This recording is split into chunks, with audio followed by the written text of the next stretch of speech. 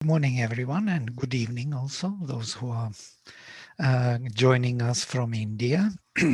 Today, we continue with our exploration of the Overmind in the series of new perspectives in integral living.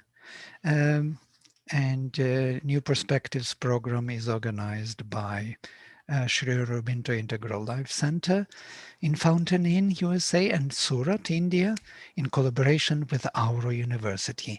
So we are happy to have with us today again Dr. Soumitra Basu. We continue this exploration of the overmental consciousness. So before I give microphone to Soumitra, I will make a brief introduction into the concept of Maya as it is presented by Sri Aurobindo. Let me project the PowerPoint.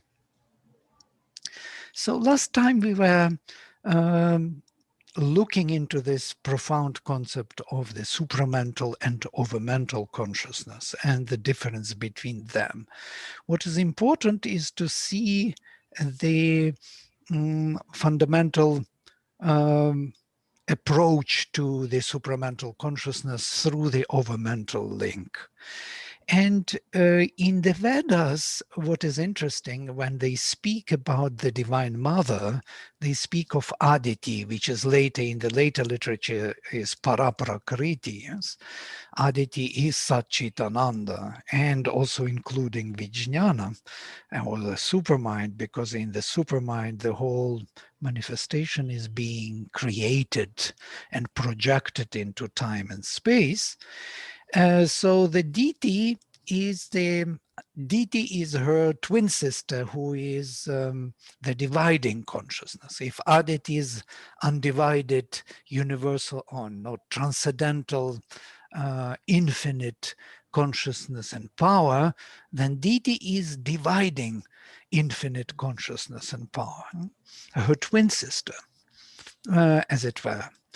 And what is interesting that in the Veda, there is also another mother who is called Prishni. And Prishni is the cow of many-colored cow, or the mother of many colors. And what is interesting, if we look at the picture presented by Huta, we will see that Overmind presented by the mother as many-colored realm, where all the colors are mixed and presented. So the supermind is a pure gold, and the overmind is this many-colored realm, where the clusters of light are still there. The whole universe is still in this, is not yet totally differentiated into individualized consciousness. It is still on the universal, in the universal framework. So if we look at this previous picture, what I was making here, I just added Maya for the Svar. So from Vijnana, which is linking the transcendental world to this manifestation, there is a transition, what Sri Aurobindo calls the realm of the ray of the sun, Svar. Not of the sun itself. Sun itself would be Vijnana, but the realm of the ray of the sun would be Overmind, where Overmind finally meets the darkness and pervades with the light the darkness. So here I would like to take a few quotations from Sri Aurobindo, from the Life Divine, which are most important, and make some comments on them. Sri Aurobindo speaks on the divine Maya. This power was known to the Vedic seers by the name of Maya. Maya meant for them the power of infinite consciousness to comprehend, contain in itself, and measure out. That is to say, to form, for form is delimitation. Name and shape out of the vast, illimitable truth of infinite existence. So the forms are made, shaped within this Maya. Maya is that power, the creatrix, the power of the mother. By the way, Ma, Ya, and Ma, Tri, Mother, is the same root to create a form, to shape the form and name the usage of that form, in particular relation to all other forms. It is by Maya that the static truth of essential being becomes ordered truth of active being, or to put it in more metaphysical language, out of the supreme being in which all is, all, without barrier of separated consciousness, emerges the phenomenal being in which all is in each, and each is in all, for the play of existence with existence, consciousness with consciousness, force with force, delight with delight. This is the beginning of creation of the multitude creation. Now, this play of all in each and each in all is concealed at first from us by the mental play of the illusion of Maya, which persuades each that he is in all, but not all in him. This is the first persuasion. It's quite interesting. Just think for a second. That he is in all, but not all in him. I am in all, but not all in me. This is the first separation. The second, he is in all as a separated being, not as a being always inseparably one.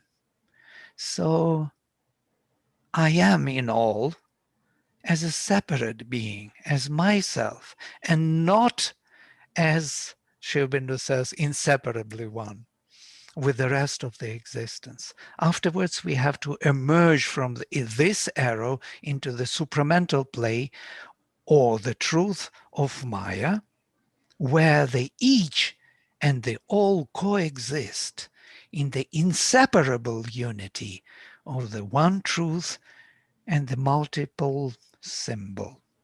And that is the supramental consciousness. These are profound concepts and of course require dwelling. They are not easily perceived. But once we rise to this higher perception, we could see or even feel, experience tangibly the presence of this consciousness. So the lower present and deluding Maya, mental Maya, has first to be embraced, then to be overcome. That's what Sri Aurobindo says, how to overcome this Maya. It has to be embraced first and then overcome. For it is God's play with division and darkness and limitation, desire and strife and suffering, in which he subjects himself to the force that has come out of himself, and by her obscure suffers himself to be obscured. Sorry.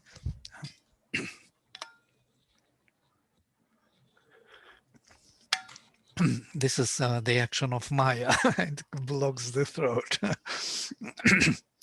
So this movement of division, which the divine took on himself, this sacrifice of Purusha, of the one consciousness and being, limited himself by level upon level, going down to the full inconscient. This is the involutionary limitation, or delimitation, as Sri Aurobindo says.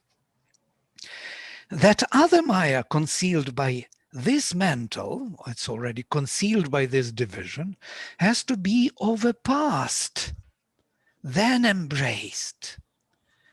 So, for it is God's play of the infinities of existence, the splendors of knowledge, the glories of force mastered, and the ecstasies of love illimitable, where he emerges out of the hold of force, holds her instead, and fulfills in her illumined that for which she went out for him at the first. It's a very complex statement, but it says that that limitation which took place in the first place was needed to create that separated focal point of individual consciousness, which is now to be maintained. But in what way? The division, the separateness is to be overcome first, overpassed, and then the truth of one's being is to be embraced in the whole. So what I noticed that these two are profound movements of Sri Aurobindo's integral yoga. One is the spiritual, so to say, presence from over the head of the Jivatma, as it were, where everything is perceived from the point of view of oneness, where everything is viewed as the divine already. All the beings, all the manifestations are the divine in a way. And this is one attitude from all over the head, from above the head. And the other attitude is from the heart of the psychic being, where the unity of all and acceptance of all as the divine cannot be accepted, cannot be taken. It has to be the division of ego, the division of lower nature has to be overcome first, rejected, and then the truth of the divine is to be embraced. These are two attitudes to overcome Maya. So here I'm giving my final overview of these two. The first movement of Maya, this descent, this sacrifice of the Purusha, the divine soul submitting itself to force and matter so that it may inform and illumine them, is the seed of redemption of this world of inconscience and ignorance. It is from Synthesis of Yoga, page 106. The first two quotations from the Veda, which Sri Aurobindo put at the beginning of this chapter on the divine Maya, and he has the whole chapter on the divine Maya in the Life Divine, reflects these two views on Maya. And these are two quotations. The first one is the first moment. It's quite interesting. He points us out where in the Veda we can find these movements. Tad it nu asya vrishabhasya dhenoh anamabhih mamire shakmiyam goho anyada suriyam vasana nimayino mamire rupam asmin. By the names of the Lord and hers, they shaped and measured the force of the Mother of Light, wearing might after might of that force as a robe. The lords of Maya shaped out form in this being. So it's like robe after robe, level upon level, they descended and created the forms out of the being. This is an involutionary movement of Maya. And the second movement of Maya, this is another quotation, Maya vino mamire asya Maya nrichakshasach pitaro garbhamadadhuh. The masters of Maya shaped all by his Maya. The fathers who have divine vision set him within as a child that is to be born.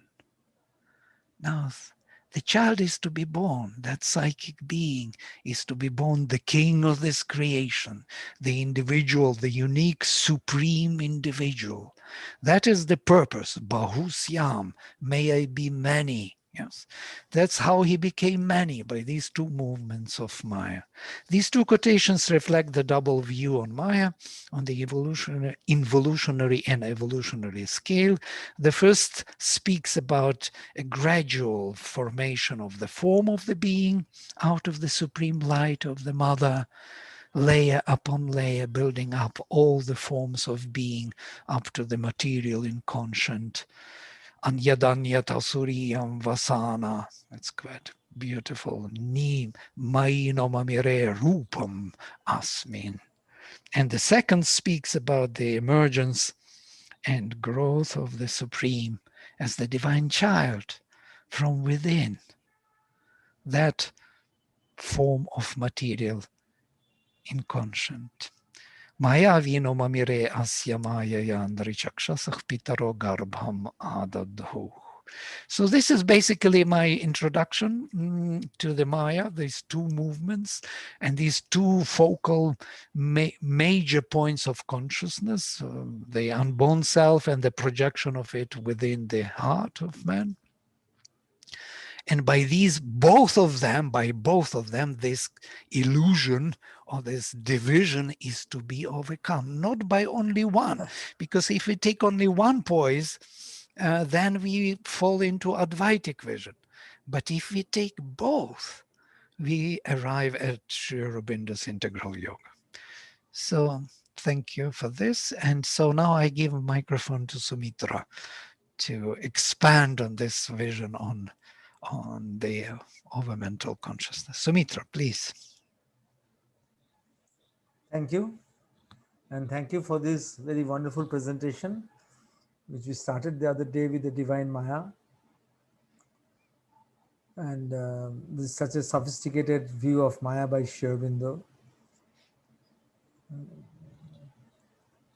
So we will talk today about the Overmind as the field of global cognition. Now, it is difficult to understand what is global cognition because we have a limited cognitive field, and straight away it is difficult to jump into the global cognition. We cannot straight away jump into that. You see that in India always it had been that our great seers, they were interested in the supreme Brahman or the Nirvana or the great void or the absolute, for which you need to jump from your mind into that which is beyond, far, far beyond the mind.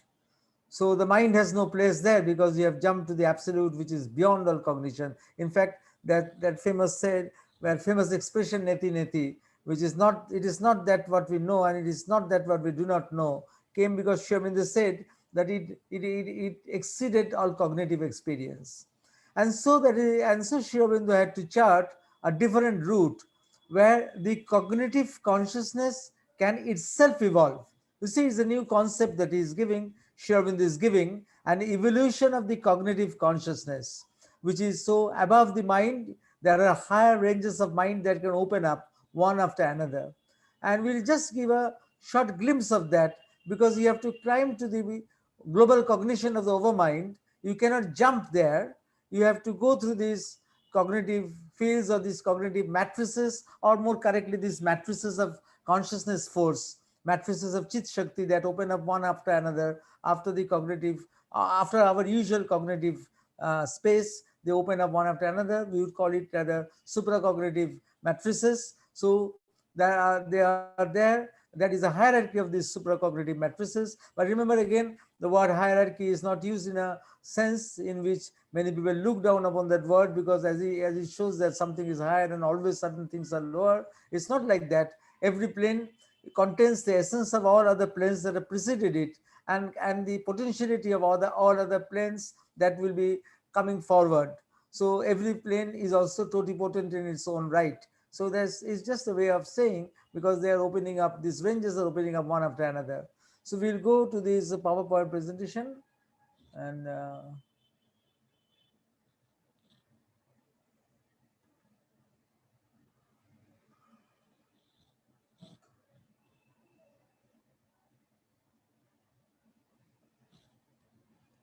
so that's the spiritual mind range.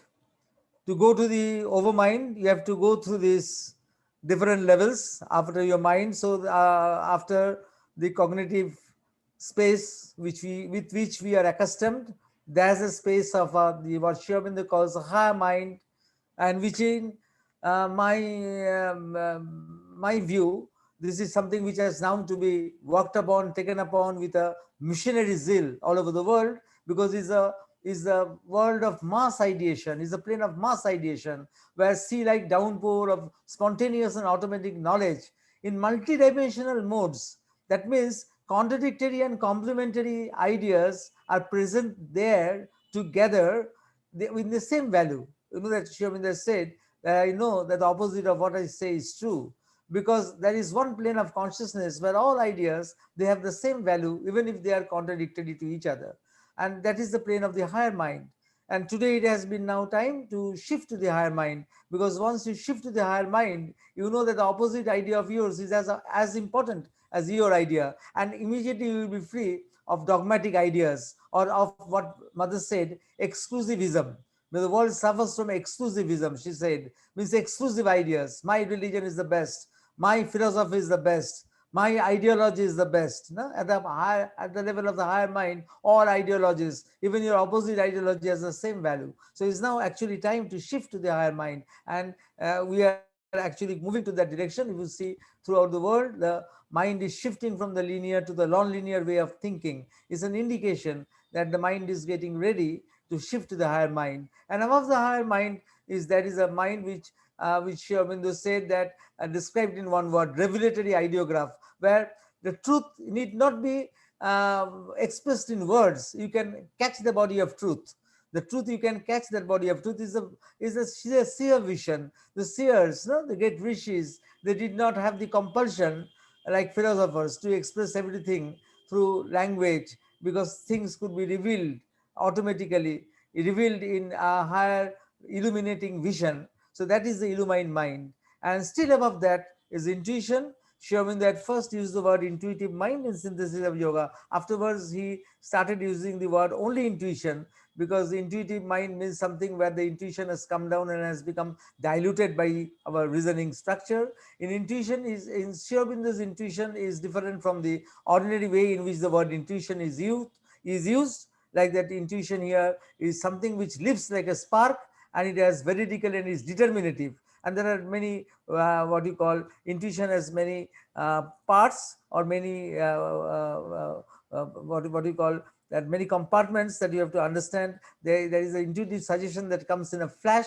There is intuitive discrimination, which means that intuition can do the work of reason.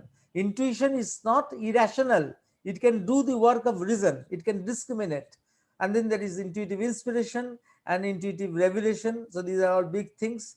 We have to understand it by as very separate sessions on intuition, because by itself is a very big subject. And then when you have gone to the higher mind, and from there shifted to the illumined mind, and then you had an experience of the intuition, after that only you can say that you are ready for the field of the global cognition, where your individual cognitive field gets connected with the global cognitive field at a higher level. You see, we are always connected with the cosmic consciousness, but at the lower level. We are connected usually with the cosmic consciousness in ignorance. We are not connected with the cosmic consciousness at a higher level. So here, that overmind that has come down just from the supermind, because in the supermind is, as we were discussing other day, it was supermind is a software program where the unmanifest is being programmed, so that so that it can manifest. The unmanifest has to manifest, and it cannot directly manifest. It has to be programmed for the manifestation, and for that programming you have these creative essences which will first come, and from these creative essences are derived the determinants, which will be behind cognition, volition, and emotion. The multiplicity, the origin of the multiplicity will come, and the multiplicity will start to be assertive at the level of the overmind, which is below the level of the supermind. The supermind is a plane where this programming takes place, that the one will become many. How it will become many? But the one and many are still, they are identified with each other, but the many begins to assert itself, begins to be important. The bias goes towards the many, towards the multiplicity, so that creation can happen, and that is the plane of the overmind. So, but yet there is an underlying unity. You see, in overmind, though the multiplicity is there and is trying to emerge and trying to assert itself, but the multiplicity is aware that it is based on an unity. So it has not become disconnected from unity. It has become based, it is based on the unity. And remember that we in our hierarchy of cognitive climbing, we are going to reach that state. It is not such an easy state where we will be linking up our individual cognition. We want to link it up with the global cognition at the level where all these things are happening, where the multiplicity is originating. So it's not an easy thing. It is not an easy thing. It is a very, very high consciousness, and which we are not ordinarily connected. So it is a global cognitive field. In way, Sherwin also says that it is a superconscient cosmic consciousness. So it is the upper portion of the cosmic consciousness, the superconscious portion of the cosmic consciousness, because the cosmic consciousness has got an ignorant portion, has got its inconscience. There is a cosmic inconscience. There is a cosmic ignorance. We are ordinarily connected with the cosmic mind in ignorance. You see, we are all connected with the cosmic consciousness, but we are connected in ignorance. And because we are connected with the cosmic consciousness, we can have, all of us throughout the world, we have the same dreams, we have we give importance to the same symbols, we understand the meaning of the same vibrations, same rhythms of music all over. We can understand them because we are connected with the cosmic consciousness. Only that connection is not done in full knowledge, it is done at a lower level. So then, to come to this overmind, therefore you have to traverse the spiritual mind range. So it's a difference, that what is the difference between our ordinary mind, overmind, and the supermind? You see, if we see that at the origin of multiplicity, there where the multiplicity is connected with the unity, it has not lost its connection with the unity. At the level of the mind, the what is there in the overmind, the multiplicity in the overmind has lost its connection with the unity. Therefore, if we see, we consider religion, so at the level of the mind, all religions are conflicting with each other, because each religion has forgotten that it is unified with all other religions. They come from the same matrix of unity. At the level of overmind, of this is different, because all religions are developments of one eternal religion, of one perennial religion, of one Sanatan perspective that is going on. So all religions are developments of one eternal perspective. At the level of supermind, the essence of all religions is just present as a creative idea, a stroke of brush in a white canvas, is like that. So for with every other idea force, it is the same thing, that what is there at the level of the multiplicity, which are unrelated with each other, in the overmind they are linked with each other, though they have their distinct, unique properties, they are linked with each other. At the level of supermind, they are just present as a creative essence from where everything will be born. So, likewise, all philosophies would be valid in his own field as a statement of its own universal view from his own angle. All political theories should be the working out of the same idea force, with its right to application and practical development at different eras according to the different needs of the people, the different cultural milieux of the people. So, in our separative consciousness, we don't understand this, because though imperfectly we have glimpses of universality, but still those are imperfect glimpses. We can't stick to them. So therefore, we stick to our exclusive vision of things.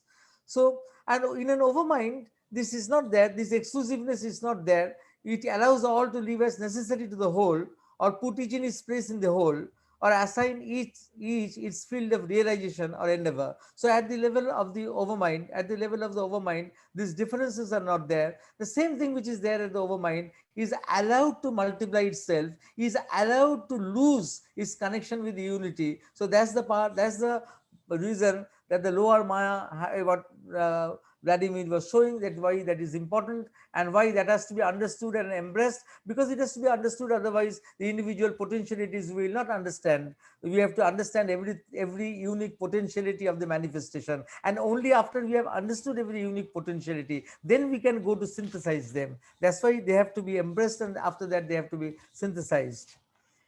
So the ordinary cosmic mind in ignorance, you see, there's a difference between the ordinary cosmic mind in ignorance and the overmind. The overmind is the cosmic consciousness at a height, the superconscient cosmic consciousness. The ordinary cosmic consciousness is around us, with which we are connected, and it has got both positive and negative potentialities. And these things which are there, the ordinary cosmic mind has great creative waves, and it has got great disharmonious waves, and all these things can enter into our inner being. And the positive potencies, when they enter into us, they can enhance our creativity.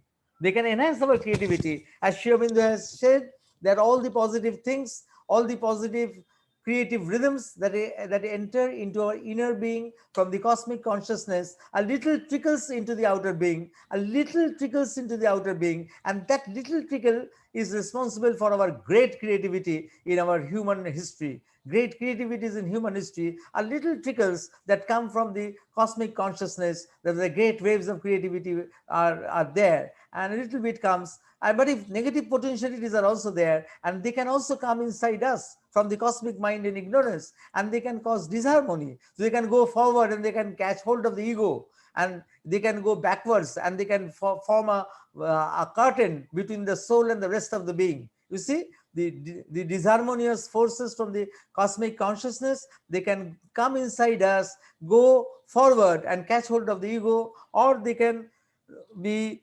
raising a curtain between the soul and the rest of the being, which is called position in Sri Aurobindo's scheme of things. So that is the cosmic mind in ignorance. The cosmic mind at the level of the overmind, which is a very high superconscious region of the cosmic consciousness, it is above all these things, because the cosmic mind in ignorance is not immune to the attacks of the magnified ego and the hostile forces. The cosmic mind at the level of the overmind is above above the ego and the hostile forces. So it is much above these things. It is beyond all these things. So that's why it will not get disturbed. And what we say, the Jungian collective unconscious is actually a part of the cosmic mind in ignorance. So that's the global cognition. In global cognition, knowledge rushes from every side, and we can see everything from all points of view, and each thing from all points. Everything from all points of view, and each thing from all points. Thus, the cosmic consciousness is represented not only in its static aspect but also in its dynamic reality, which means it is the expression of something above. It is the expression of something above. So that is the global cognition, where knowledge is coming from everywhere, and you can see objects from all points of view and each thing from all points. This is the difference from our ordinary cognition, which can see things only in sections, but there in the overmind, you can see objects from all points of view simultaneously and each thing from all points. So, and then thinking is not your individual stuff. Thought is no longer originating individually. It is manifesting from above, or comes as cosmic mind waves. No? The thoughts that which you are open to the overmind, they are not originating inside your individual small mind. It is something which is manifesting there in the huge cosmic consciousness as great waves. They are originating from above, might be from the transcendence, and all individual insight or sight or intelligence is now a revelation or illumination of what is seen or comprehended.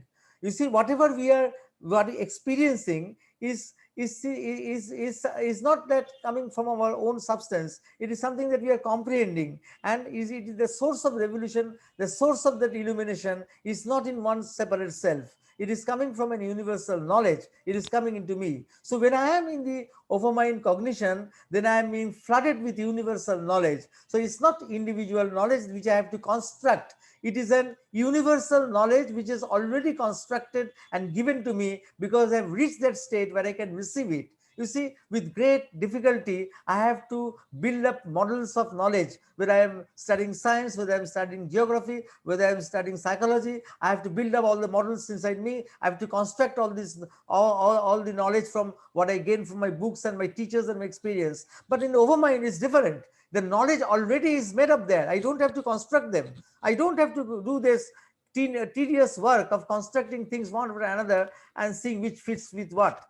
That knowledge is automatically present, and it is there in some universal stratosphere from where it is just coming to me. I have reached a point where I am receptive to it, and I can just receive it. I can just receive it. So that's global cognition, that feelings, emotions, sensations are not only thoughts, but also our feelings, not only our ideas, but our emotions, not only our hypotheses, but our sensations. They are also felt as waves. They are also as waves from the same cosmic immensity. You see, our volition, cognition, and everything, emotions, they are all coming as waves from the same cosmic immensity, and they're breaking upon our subtle and gross body. And so, what we are, who is receiving it? Who is receiving those mighty waves? And it's not my individual ego, but an individual center of the universality. You see that then we have shifted. We are still the individual, but not the individual ego, but as an individual center of the universality. That we have to, that is what transformation that we have to make in ourselves. We have to shift as individuals from the individual ego to being the individual center of a vast universality. The body is only just a point of support. The body is just a point of support of that universality. But actually, we are open to a vast cosmic instrumentation. So, to be eligible for global cognition, then we have to know that we have to shift as an individual from being an ego linked individual to an individual who is a center of universality, not the ego. And the body is just a small support just to maintain that poise, just to maintain that poise. Actually, it is a vast cosmic instrumentation that will be using my individual consciousness for some reason of its own.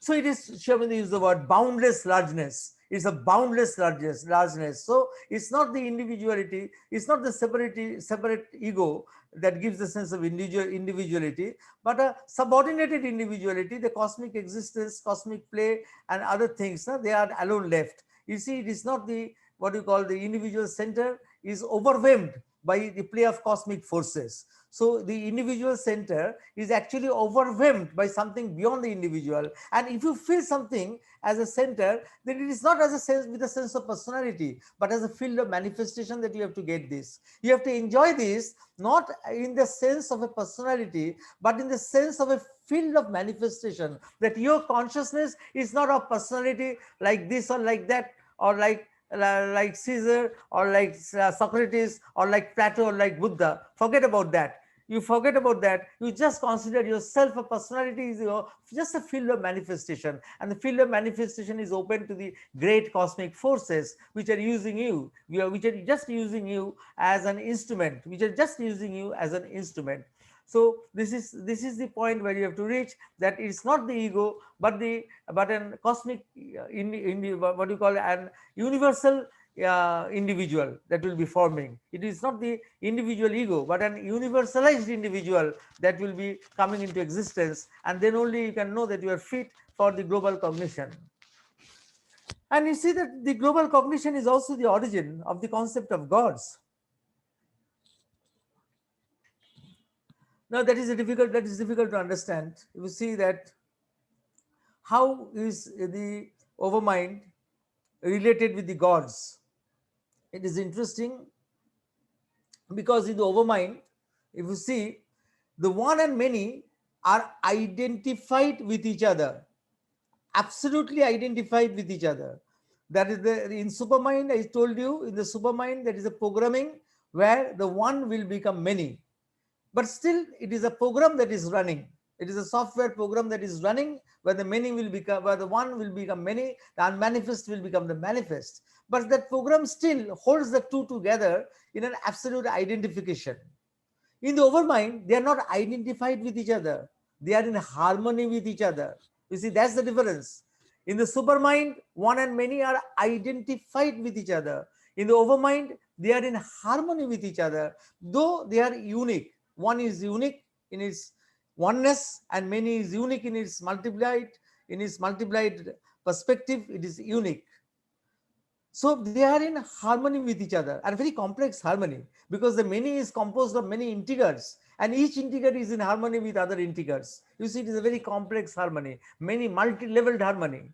You see, it is not one-leveled harmony, it is a multi-leveled harmony, because the one is harmonized with the many, and the many is composed of many integers of varying potentialities, and all the many integers inside the many, they are also harmonized with each other. So you see what a complex harmony, what a complex super harmony is there in the overmind. So in the supermind, one and many are identified with each other. In the overmind, they are in harmony with each other. That is, they are not in quarreling with each other, they are in harmony with each other, and they, although they are unique.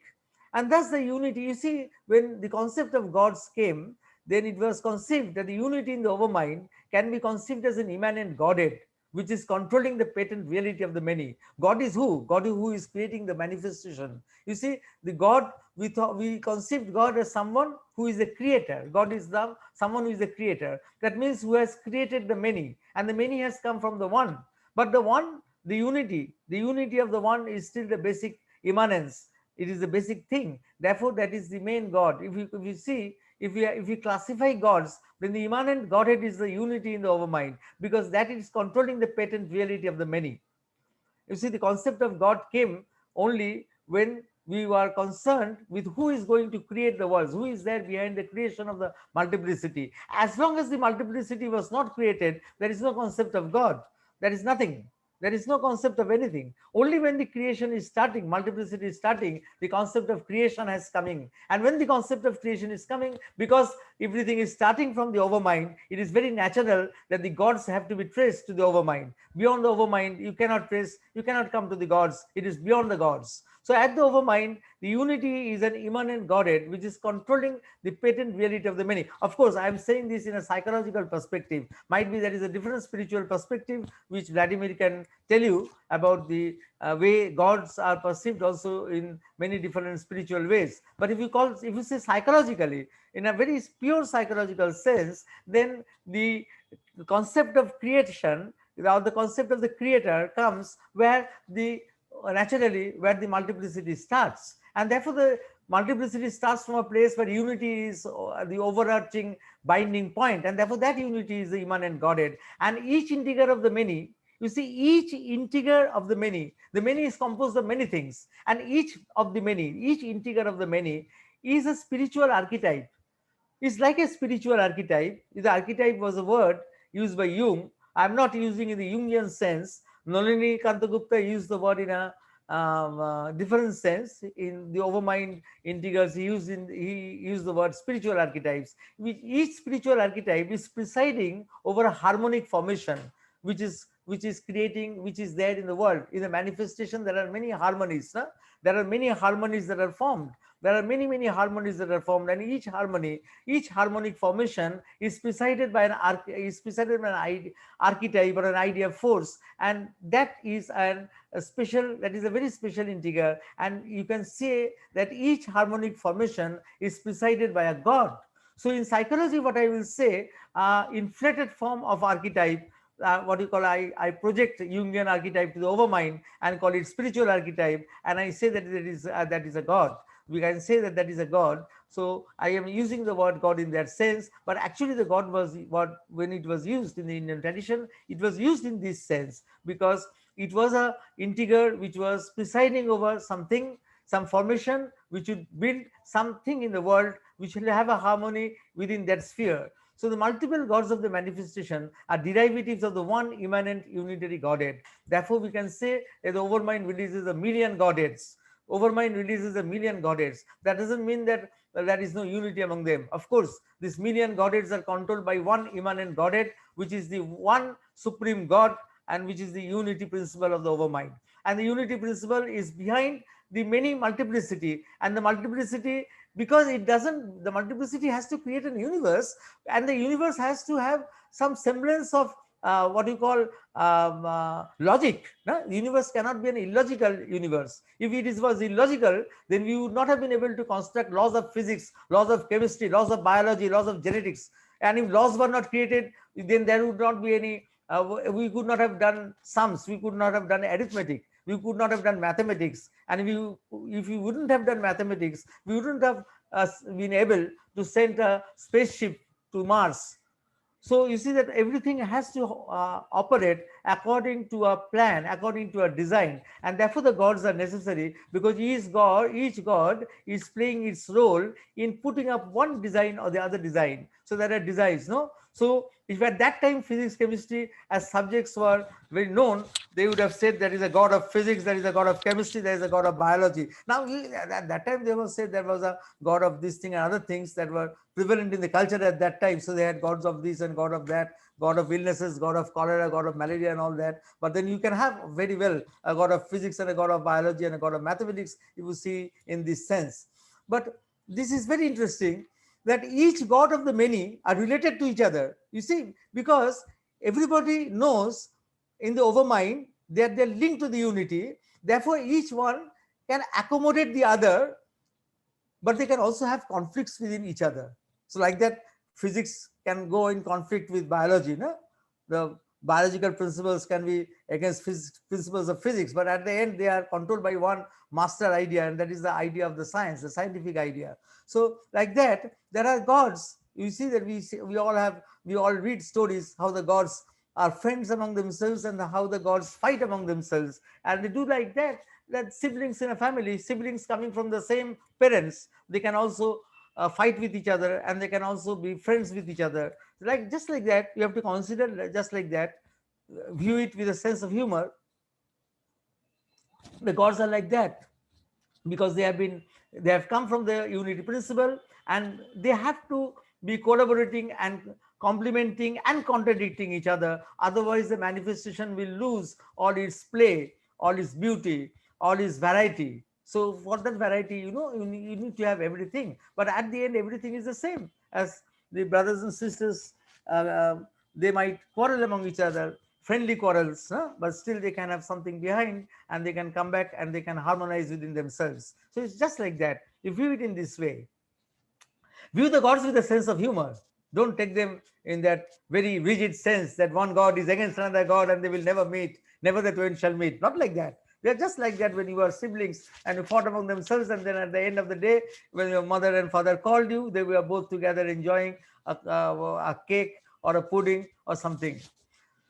So you see, at the end, when you come, we see that the supermind is between, if the supermind is between the unmanifest and the manifest, the overmind is poised between the integrality of the supermind and the multiplicity of creation. Therefore, is the father of multiplicity. And because the multiplicity is ignorance, so you can say that the overmind is also the father of ignorance. But the overmind is reflecting knowledge of the supermind, and so it is also a mediator of knowledge and ignorance. So it is so many things together. That's why I think that so many colors were there together in the overmind, that diagram which Vladimir showed, that everything was there together, because indeed the overmind is both the father of the multiplicity, and at the same time it is also bringing in the integrality into whatever it is wanting to do. And you see the supermind is needed because it is a protection. Sri Aurobindo called it as a protective double, a screen of dissimilar similarity, or a corona or a delegate through which the supermind can indirectly influence the ignorance. Because our ignorance cannot directly take the impact of the supreme light. It cannot directly take the impact of the supreme light.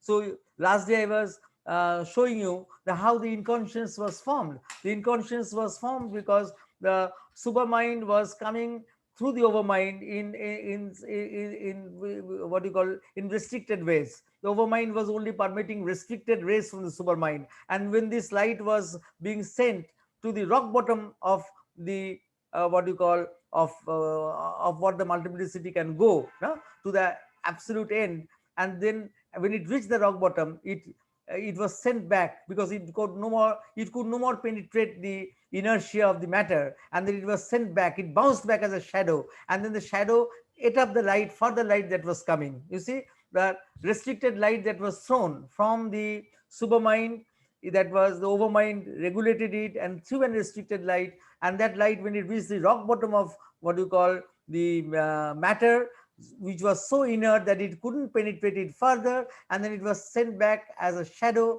and that shadow ate up the light that was further coming, and that was how the inconscience was produced. So, and the inconscience was needed because the inconscience will carry the superconscious, and this superconscious will be released in evolution. So that was needed also. And the limitations of overmind, that the overmind cannot transform the inconscience. Now, because it has created the inconscience, so it cannot transform the inconscience. You need somebody who is superior to the overmind to transform the inconscience. Because the overmind has created the inconscience, it is incapable to transform the inconscience. The inconscience can be transformed only by the supramental light, and it cannot dynamize the transcendence, which means that it cannot make the transcendent transform the super inconscious. You see the transformation or the light of transformation or the transformation force that is coming down from the superconscious, that has to be dynamic in the earth consciousness. The overmind cannot do that. So you need to surpass the overmind. So you need to surpass the gods.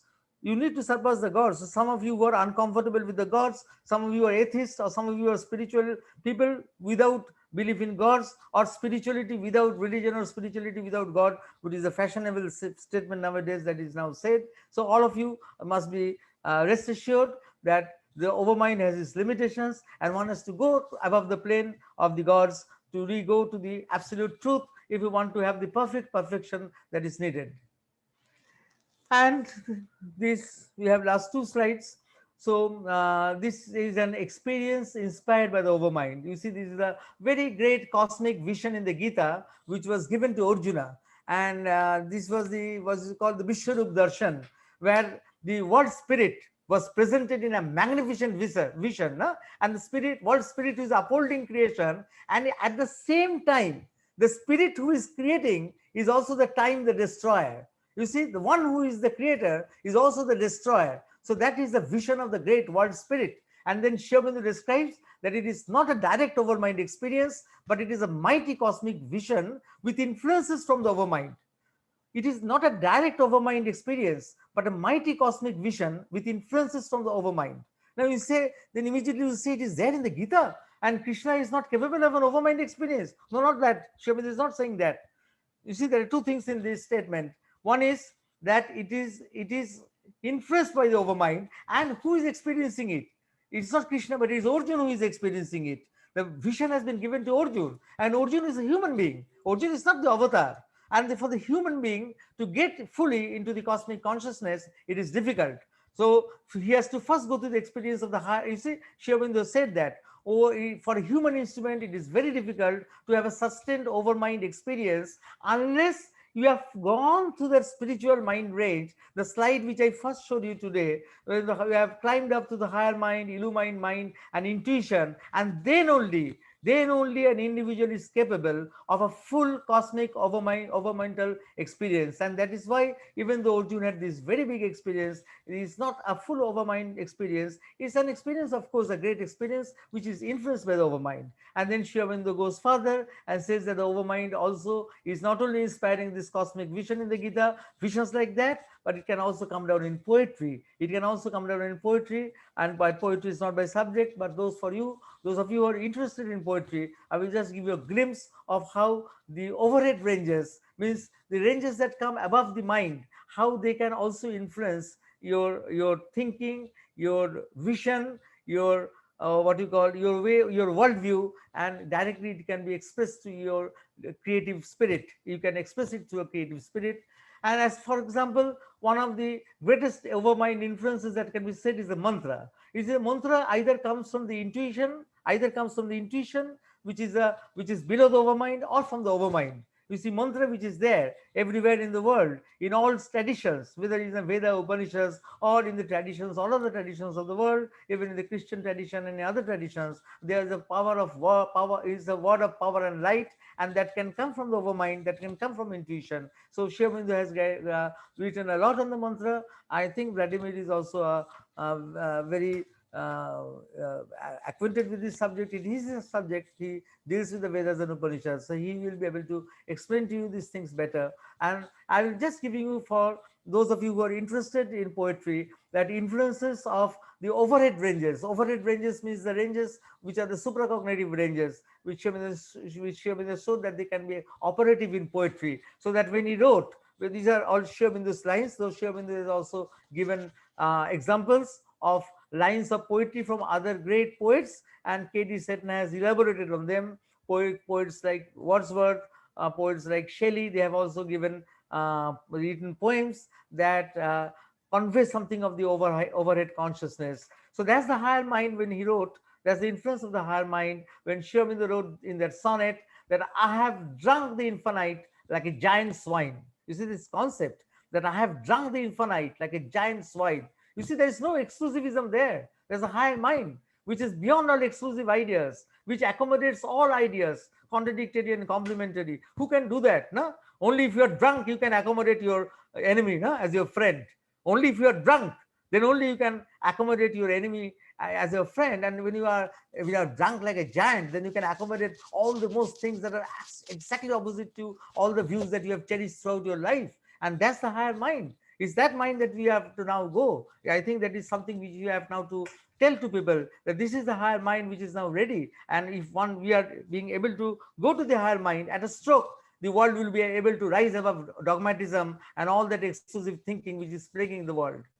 And the illumined mind, where you don't need words to express, you can see that with the black fire and gold fire stove towards one bliss. So that is within the fire, within the, whether it is the fire of the supramental knowledge, or whether it is the fire that is the purifying fire, because it is taking up all the impurities inside itself, and all they are pointing towards the Ananda of Sachidananda. Is there? That is a vision that is coming in the. It is an illuminating vision that is coming, which is very difficult to translate it into words, only by figures, representative figures. So Sherman used that word, revelatory ideograph. Revelatory ideograph. He used that word to describe the illumined mind, the vision of the illumined mind. And then at last, this overmind. This is something which is coming from the overmind inspiration, that in the uncertain glow of human mind is waste of unharmonic thronging thoughts, because in our usual mind there is no harmony in our thoughts, where carve the epic mountain line crowded with deep prophetic grots. So it is there you have to make the spaces where the great, whatever you call, the great fountains of knowledge will come down. It is there that you have to carve the caves, where you have to make the caves, where you have to construct the caves, where all which will hold all that is the uh, universal knowledge that will be just coming down, and will be remove all the things that are not in harmony. So that's a very great vision. It's just to show you, give you a glimpse of where you can take all these things, this global cognition. You can develop it to such an extent that it can also influence your literary output. It's not just only mysticism, it's not just only spirituality, it is also psychology, it's also literary activity, it's also poetry, and it's actually living out life. I think that I have exhausted my time limit, and somebody would still like to comment, add more of question. Of course, questions for me are difficult to answer. I'm not an expert to give answers to Overmind, but more important would be if you could, somebody of you could throw some more light, could give some of your experiences, or you could improve on what has been already told. Thank you very much, Soumitra. There are several questions here, which are quite challenging, of course, but very interesting. If you don't mind, I will read them out. There is one question which was put for me, which I will skip for now. But the question is to you: is Overmind accessible for Prakriti or only for Purusha? Is the result of performing the great void the access to Overmind? Is the great mind and emptiness or shunyata the same thing? So the overmind, you have to have an access to the overmind. When you go to the spiritual mind range, you can only go to the spiritual mind range, the preparation that you can take, only after you have integrated your being around the soul principle of the psychic being. And it is as when you go to the psychic being, you have integrated your principle around the psychic being, then only you can move from the lower prakriti to the higher prakriti. And then that means that together with Purusha and Prakriti, you are moving upwards. So it's not that one minus the other. You cannot undertake that journey unless you have integrated yourself around the psychic being, around the soul principle. And it is only your integrated being, and where even the Prakriti has come around to serve your Chaitya Purush, that you can just go up and you can access the other levels, where the other higher modes of the Purusha and the higher modes of the higher nature, they will come into play. So it's both the things, they are going together. Mm. And I don't think that the result of performing the great void gives access to the overmind. Then Sri Aurobindo would not have needed to make this great way to the spiritual mind range. the only reason that he cultivated the spiritual mind range, and even had that, you see, even he is saying, when he's talking about the experience that Arjun had about about the Vishwarup darshan in the Gita, that he is saying that it is not a full super overmental experience, because you cannot do it for the human instrument unless one has gone through all those spiritual mind range, the higher mind, illumined mind, and intuition. So that means that this is a separate pathway, that going to the great void is one path, and traversing the spiritual mind range is another path. Of course, going to the truth, both are going to the truth, but one is going by through the path of liberation, and one is going to a way in which transformation will take place. And the great mind and emptiness of shunyata, if you say, in the way the great mind was considered so long, until Sri Aurobindo came and gave the concept of the super mind, and up to that point the great mind was of course synonymous with emptiness and shunyata. But after Sri Aurobindo has given the concept of the super mind, then this whole what do you call this whole emphasis has now shifted in a different direction, where you have to think about that mind which is actually programming the unmanifest to become the manifest. So that's a different dimension he is bringing in together. And what was always the great mind was one which was above all cognition. So it was a total transcendent mind, transcendent to all cognitive experience. Yeah, thank you. There is another question here provoking. Beings is Can limited. Psychic number of psychic beings is limited, means the number of people who are what do you call, the number of people who are doing this work are of course limited. Number of people who are number of people who are doing this work are of course limited. It's not that many people will be doing it. If you are asking the question in this sense, the number of psychic beings is limited. The number of people who are working with this, because you have to work with the psychic being, that number of course is limited. That number of course is limited, but it is the forerunners who will do the work, and then it will be followed by the what you call, it will be followed by the others who will be open to it. And Hitler was the manifestation of a higher field. Currently, Dr. Abiy Ahmed, PM of Ethiopia, have embarked on war with his own people with horrible atrocities. It is not. It is a manifestation of a hostile force, and the hostile forces also have also come, have been released. You see, when the manifestation took place, it is not only the positive forces, but the negative forces also were released. So the hostile forces were also released, and the great hostile forces, or the great asuras, and they were there because they were there always. They wanted to contradict the truth. They wanted to contradict the truth, so they were also there, and they were very powerful. They are there from the very beginning. So the hostile forces, like the asuras of falsehood, of ignorance, of suffering, or death, they are there from the very beginning, and they have their emanations. They have their emanations. So like Hitler, the great emanation of a vital asura, all these things are there to contradict the work which is going towards the positive side. So that is always there, and there is a time, in Savitri, Sri Aurobindo said that a time comes when these hostile forces will give up, and when they give up, they will cry in joy, because they know that their dreaded work has come to an end, because they were also doing that work out of a compulsion. It was a compulsion that they had to do the work. They had to contradict the truth, because unless you do the contradiction, you cannot have the full play of manifestation. In the manifestation, you have to have everything. You have to have the opposites of what you have given, and otherwise the manifestation is incomplete. The opposites are not there. Life is incomplete, in our ordinary life. Even if there is no sorrow, then we cannot experience what is joy. So it is something like that in a magnified scale. But when actually their work ended, they wept with joy. It's not that the mother and Sri Aurobindo are the highest avatars in that sense, but they are supramental avatars. And in the one of the sessions before that, I had described what work they did as avatars, and as avatars, they were the ones who are doing one special work which had not been done before, but which was at that point now that was needed for the perfection and the work of transformation that is needed for the world.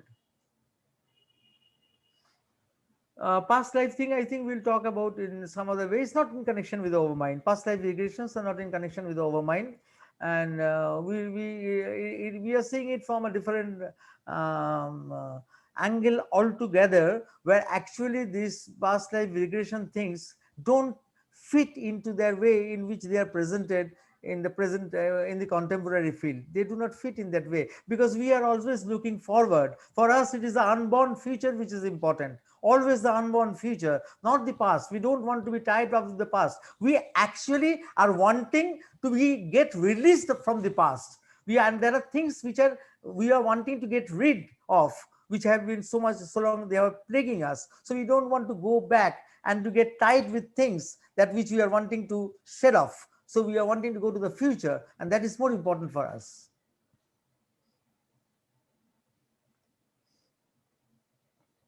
Oh, I'll give you the names. I will send you the names.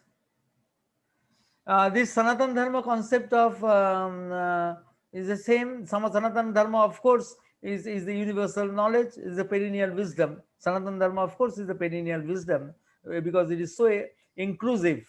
It is not exclusive. No? The concept of Sanatan Dharma is not exclusive. It is very inclusive, and it has come from the concept has come from the overmind. I think Vladimir will be able to tell this. You mean on the churning of the ocean? Yeah. Well, this is the creation. That is something which Vladimir will be able to tell better than me.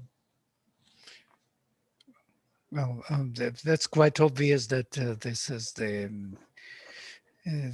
ideal of creating immortality. Yes, immortality in the manifestation. So by two opposing forces of asuras and devas who are churning the ocean and creating that ambrosia, which is kind of arriving at. We are all to arrive at divine manifestation here. And that is the gist of the whole life divine, yes, that the life itself can be divine. And we are arriving at through this evolutionary process of churning the ocean.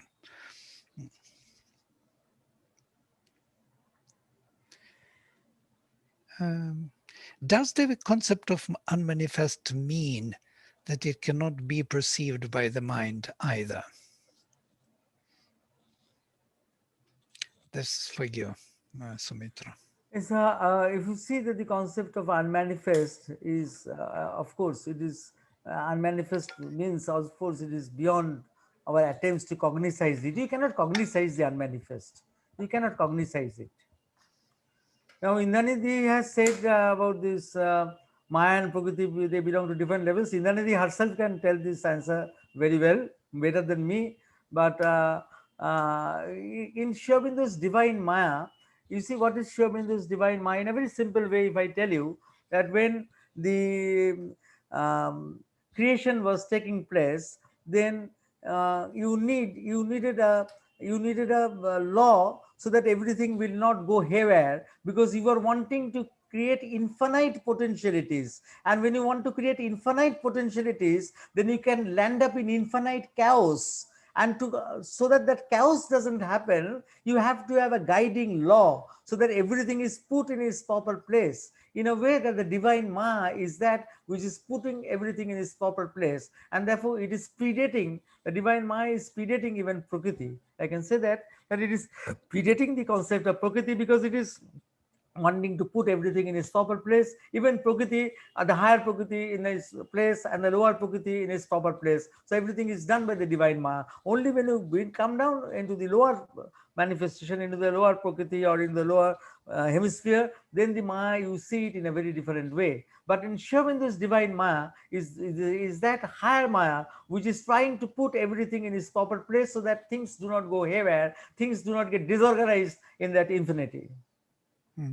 There is one more question which Siegfried is clarifying, that he wanted to ask the number of if there is an evolutionary process and the number of psychic beings is limited to a certain number, or it is unlimited, infinite in a way. How In where? psychic? Huh? Psychic beings are unlimited in where? In which perspective? In the perspective of the embodied state in manifestation, there is a limited number. Like for example, in Theosophical this philosophy, they think that the human souls are limited to 60 billion souls. Yes, for example. Well, this. I don't know that, but I can only say that it is only a few who take the plunge. Many will not take the plunge, but that few who take the plunge, that numbers can always go on increasing, and that's the reason why the mother used to count the flowers that used to come, which was showing that the number of flowers would correspond to the number of souls that would come, and they would take participate in the work. So that means that is a possibility of infinity, of that infinite numbers coming and joining one day. But at the present, we have to actually go with the people who are receptive. Yes, the word global cognition and the word integral cognition are used by Sri Aurobindo. Sri Aurobindo has used the word global cognition for overmind and the word integral cognition for the supramental consciousness. It is an Sri Aurobindonian usage. Mhm, mhm. Thank you. Thank you for answering all the questions, Dr. Soumitra Basu. And we are very glad to connect with you again. And we hope to connect again and discuss maybe rebirth. And that is coming up for this topic many times. Many people are wanting to look into this profound issue of what is our reincarnation, how it is connected to us, and can we have memories of past lives, and how it is being done in the terms of integral yoga of Sri Aurobindo. Thank you very much for this beautiful exposition, and we shall meet again. Yes. Namaste. Thank you, Dr. Basu. Thank you. Namaste.